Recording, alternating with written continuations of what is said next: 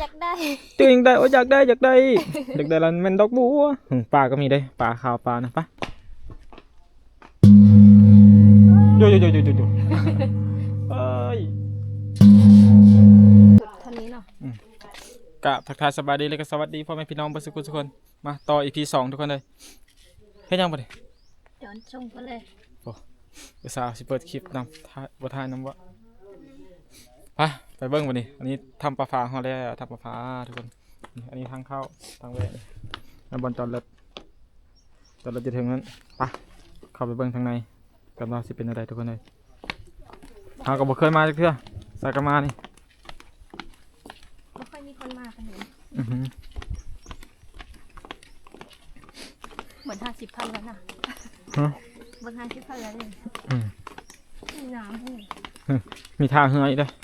สงสัยก็จะไปหาปลาหาปูกันเยอะนี่ละเข้าไปเบิ่งทุกคนสิมันทำได้ไปเบิ่งนำกันทุกคนเลยน้ำน่าจะไหลอยู่นะแต่น้ำขึ้นน้ำขึ้นกับพิลาโทมพิลานี่ไปเบิ่งนี่มีดอกบัวด้วยมีดอกบัวนำได้ทุกคนอยากได้ตัวเองได้โอ้อยากได้แล้วมันดอกบัวปลาก็มีได้ปลาขาวปลานะปะโอ้ทำทรงแค่นี่ทำปลาฟ้าโอ้ปลาบอนเต๋อถูกใจหนึ่งกระตาใส่มองใส่อย่างกระตาก็ใส่ยี่นี่คนตักซื้อได้ไหมนอยังนี่นอเข็มวะนี่เป็นน้ำนี่นอน่าจะแม่นเลยนี่หวายนอหวายเนาะหวายเบิ้ลนะกินมากมันเขาเตาสร้างกระโดดมาได้นี่เลยเป็นโคนี่นะโคซีเมนต์ได้สะพานซีเมนต์นี่สวยนะงามได้แต่บ่ค่อยมีคนมาจุดนี้เราบ่ค่อยมีคนมาเมื่อกี้นี้เห็นพลังคนนึงเข้ามานี่แต่บ่รู้ว่าทางในสิมีคนอีกบ่ตีคล้องตีกองก็ได้ที่เนาะรูปก็ได้ที่บ่ทางในเพิ่นว่ามีพระได้เพิ่นว่าเดี๋ยวสิไปไหว้พระนี่มีดอกไม้ไปไหว้พระทุกคนเลยเข้าไปเบิ่งนำกันทุกคนเลยเป็นอันใดกันเบิ่งชมกันนี่แหละ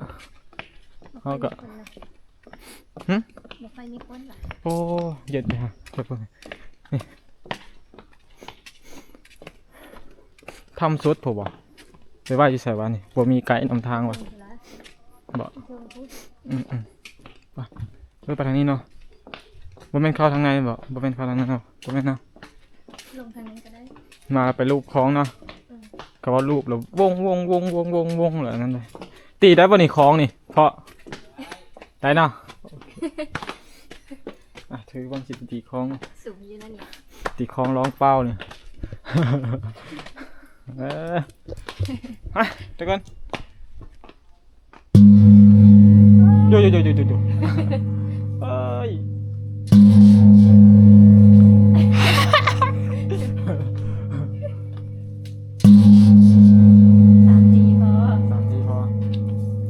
3 ทีพอตีไหม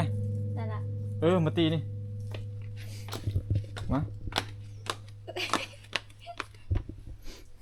ตี3 ทอบลำรอบเด้อตีแห้งได้ละ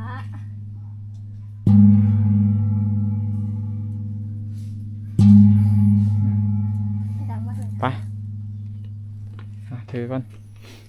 ไปขึ้นถึงทุกคนเลยนี่เราบรรยากาศเลยรอบทุกคนเลยปอเถอะบริเวณโดยรอบทุกคนทางลูกก็เป็นปลา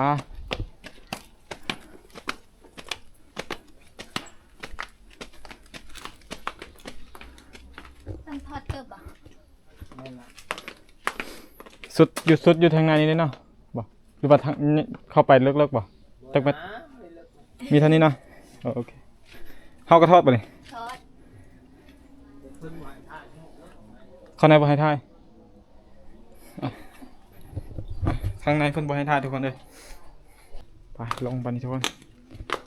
ข้างในเพิ่นบ่ให้ถ่ายทุกคนเลยก็เลยบ่ได้ถ่ายทุกคนได้เบิ่งงามอยู่ข้างในทุกคนเลยเป็นพระพุทธรูป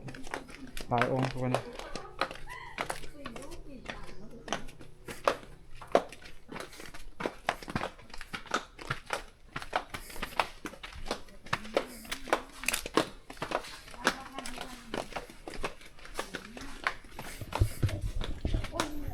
เนี่ยครับบรรยากาศโดยรวมก็ทุกคน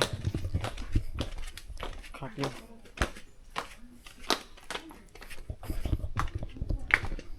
ขอกันเถอะ ค่อยแน่ อืม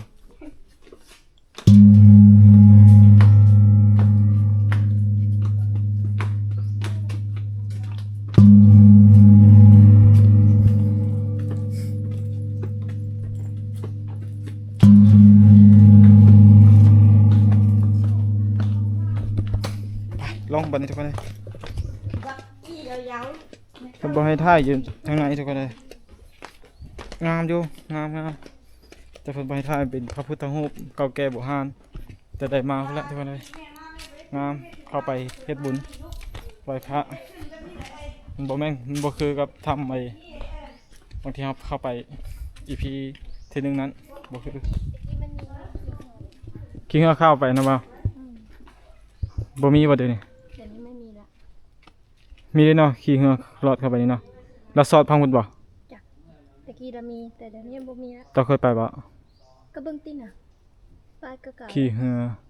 รอดทำ10,000กีบคักเลยนี่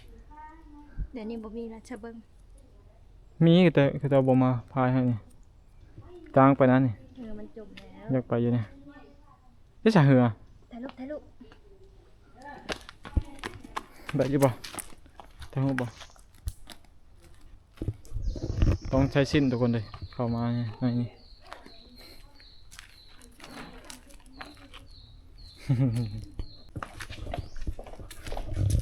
นักท่องเที่ยวก็มาเลยทุกคนเลยมาเบิ่งมาชมมาเฮ็ดบุญทุกคนเลยเราก็เฮ็ดบุญละทานไปละทุกคนเลยวันนี้เมื่อทุกคนเลยวันนี้จะไปทำแอนต่อทุกคนเลยเขาก็ทำแอนนี้ค่าเข้ากับแพงอยู่ได้เกือบ30 ปลาเสื่อมนี้เดี๋ยวสิเข้าไปทำแอนน้องไก่ถ้าแบบนี้ไก่ก็ทำปลาเสื่อมนี้ ถ้าเข้าตัดได้ปะ เศษนึงครับ ซื้อละ ไปทุกคนเลยคลิปนี้ก็ขอจบไว้ทำนี้เนาะทุกคนนะคลิปหน้าEP ต่อไปพบกันที่ทำแอนสำหรับ EP นี้ตัวไว้ทำนี้เดี๋ยวขอตัวลาไปก่อนบ๊ายบาย